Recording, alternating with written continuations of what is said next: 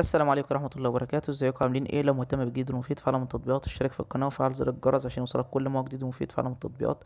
اشتراكك في القناة وتفعيلك لزر الجرس واشتراكك في عضوية مميزة بيخلينا نقدر نساعدك ونرد على كل الأسئلة والاستفسارات بتاعتكم حول التطبيقات وعالم التطبيقات. عايزين تعرفوا التطبيق ده بيعمل ايه؟ التطبيق ده فايدته ايه؟ التطبيق ده بيشتغل ازاي؟ التطبيق ده حقيقي؟ التطبيق ده فيه ميزة معينة بتدوروا عليها ومش قادرين توصلوا لها وعارفين ان الميزة دي موجودة في التطبيق؟ كل ده بنقدر نعرفه لكم من خلال فيديو شرح مفصل ومبسط للتطبيق، مميزاته وعيوبه وازاي بيشتغل وازاي بتشترك عليه وازاي بتلغي الاشتراك وكل حاجة عن التطبيق. طبعا ده بيتطلب مننا وقت وجهد وان احنا نحمل التطبيق ونشتغل اكتر من عدة ايام. عشان كده بدعوكم ان انتوا تشتركوا في القناة وتفعلوا زر الجرس وتشتركوا في عضوية مميزة. النهارده ان شاء الله مع شرح تطبيق جديد هو اسمه تطبيق نعناع. التطبيق ده مساحته 75 ميجا محمله اكتر من مليون شخص. التطبيق ده متاح في السعودية وداخل جمهورية مصر العربية. التطبيق ده تطبيق خاص بان انت تشتري منتجات البيت بتاعتك وتوصلك في وقت قليل وتلاقي افضل منتجات بقى سوبر ماركت.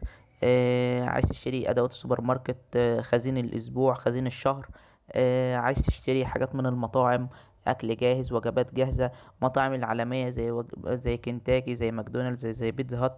المطاعم المحليه زي محلات الشاورما، محلات الفرايد تشيكن. حاجات العناية بالبشرة والاستحمام والغسولات. بتقدر كمان ان انت تدعو اصدقائك ان هم يحملوا التطبيق ده.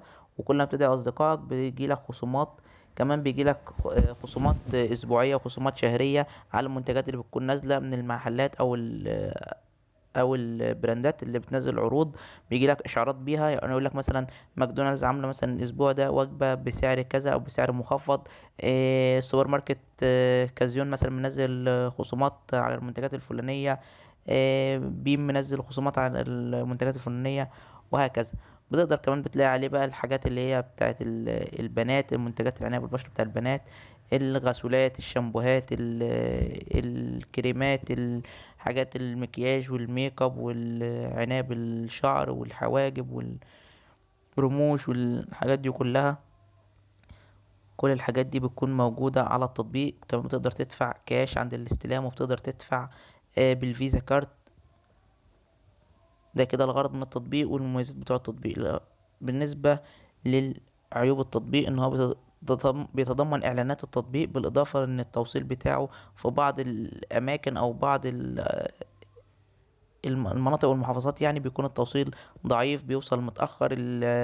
المنتجات بتوصل، منتجات المطاعم بالذات يعني بتوصل. لا، ممكن الأكل فيها بارد، الأكل فيها آه، مش يعني التغليف بتاعه بيكون مثلا ندلوه على بعضه في مشاكل كده. ده برضو علشان يعني ممكن يكون عشان جاي من اماكن بعيدة، او عشان التطبيق مش منتشر بشكل اكبر، او عشان لسه التطبيق في يعني ما علوش اقبال كتير بالنسبة داخل مصر وداخل السعودية. دي كلها بتبقى عيوب بالنسبة للتطبيقات اللي بتكون يعني منتشرة جديدة.